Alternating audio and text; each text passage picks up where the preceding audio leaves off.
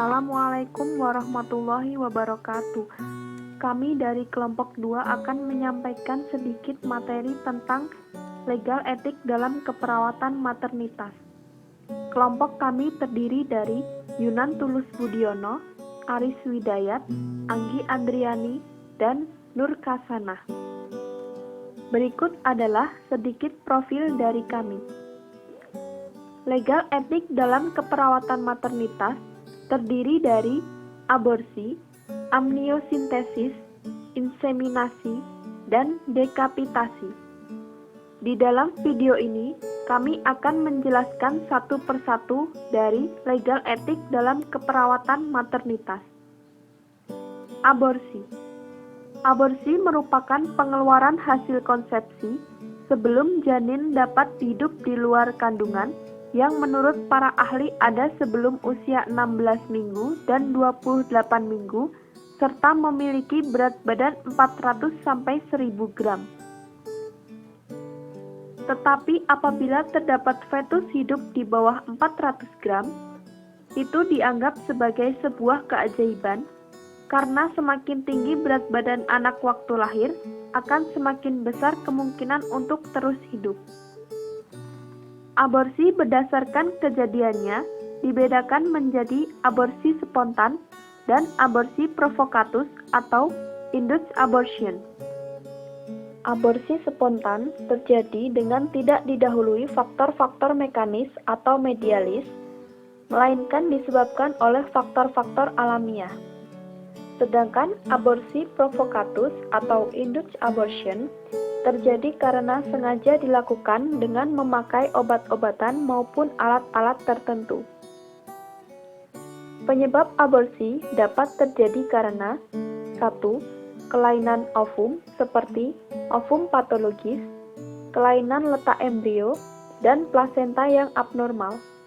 2. Kelainan genitalia ibu seperti anomali kongenital, kelainan letak uterus seperti retrofleksi uteri fixata, uterus terlalu cepat teregang, distorsio uterus misalnya karena terdorong oleh tumor pelvis. 3. Gangguan sirkulasi plasenta. 4. Penyakit-penyakit ibu seperti penyakit infeksi yang menyebabkan demam tinggi seperti pneumonia, tipoid, pielitis, rubella, dan demam Malta. 5. Antagonis resus seperti darah ibu yang melalui plasenta merusak darah fetus sehingga menjadi anemia pada fetus yang berakibat meninggalnya fetus. 6. Terlalu cepatnya korpus luteum menjadi atrofis. 7. Perangsangan terhadap ibu yang menyebabkan uterus berkontraksi seperti sangat terkejut, obat-obatan uterotopika, laparotomi, dan lain-lain. 8. Penyakit bapak seperti usia yang telah lanjut dan penyakit kronis. Jenis-jenis aborsi. 1. Aborsi imnien terjadi dengan pendarahan vagina atau kemungkinan pecahnya membran tanpa pembesaran serviks. 2.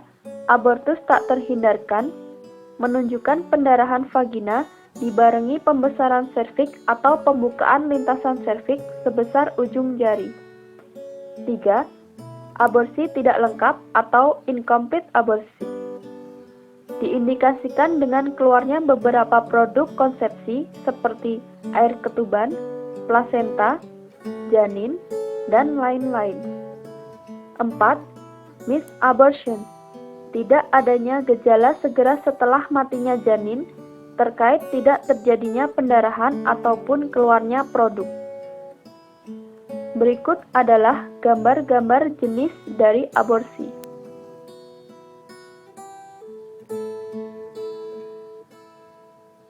Amniosintesis. Amniosintesis adalah tes untuk mengetahui gangguan genetik pada bayi dengan memeriksa cairan ketuban atau cairan amnion. Dengan tes ini, kita juga akan mengetahui perihal kelainan janin, kelainan bawaan, jenis kelamin bayi, tingkat kematangan paru-paru janin, serta ada tidaknya cairan amnion. Tes amniosintesis dilakukan pada 1. Wanita yang mempunyai riwayat keluarga dengan gangguan genetik. 2. Wanita berusia di atas 35 tahun. 3. Wanita yang memiliki hasil tes yang abnormal terhadap Down syndrome pada trimester pertama kehamilan. 4. Wanita dengan kelainan pada pemeriksaan USG. Prosedur amniosintesis pertama, dilakukan dekat dengan ruang bersalin untuk menjaga bila terjadi distres janin akut. 2. Pasien mengosongkan kandung kemih sebelum prosedur dilakukan. Ketiga, dilakukan scan abdomen untuk menghindari penusukan pada kandung kemih, janin, plasenta, dan lain-lain. Keempat, tempat penusukan dibersihkan, mungkin dilakukan anestesi dan jarum spinal 3-6 inci ditusukkan ke dalam kavitas uterus. Kelima, spesimen sebanyak 20 ml diaspirasi dan dimasukkan ke dalam tub pemeriksaan. Keenam, melindungi dari cahaya untuk mencegah kerusakan bilirubin. Ketujuh, mengirimkan spesimen ke laboratorium untuk dianalisa. Berikut adalah gambar dari proses amniosintesis. Inseminasi. Inseminasi buatan adalah suatu cara memasukkan sperma ke dalam alat kelamin seorang wanita tanpa melalui senggama. Mula-mula, sperma dikeluarkan terlebih dahulu dengan cara masturbasi atau senggama terputus, dan dengan suatu alat, sperma tadi dimasukkan ke dalam vagina atau uterus. Berikut adalah gambar dari proses inseminasi.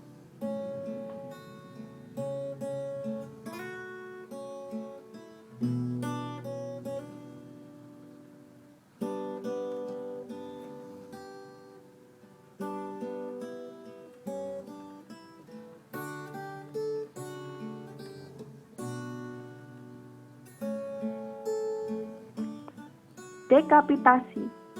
Dekapitasi yaitu memotong leher janin sehingga badan dan kepala janin dapat dilahirkan.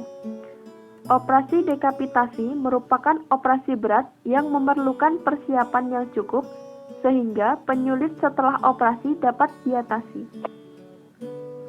Letak lintang janin merupakan kedudukan yang sulit untuk dapat lahir normal pervaginal. Kegagalan pertolongan pada letak lintang menyebabkan kematian janin. Oleh karena kematian janin tersebut tidak layak dilakukan dengan seksio cesaria atau operasi sesar, kecuali pada keadaan khusus seperti plasenta via totalis dan kesempitan panggul absolut. Maka hal ini perlu dilakukannya dekapitasi. Syarat dekapitasi yaitu pembukaan lengkap, janin telah mati, konjugata vera tidak boleh kurang dari 6 cm. Apabila kurang dari 6 cm, janin yang atem tidak mungkin lahir melalui liang senggama. Berikut merupakan gambar dari proses dekapitasi. Demikianlah yang dapat kami sampaikan. Terima kasih atas perhatiannya. Wassalamualaikum warahmatullahi wabarakatuh.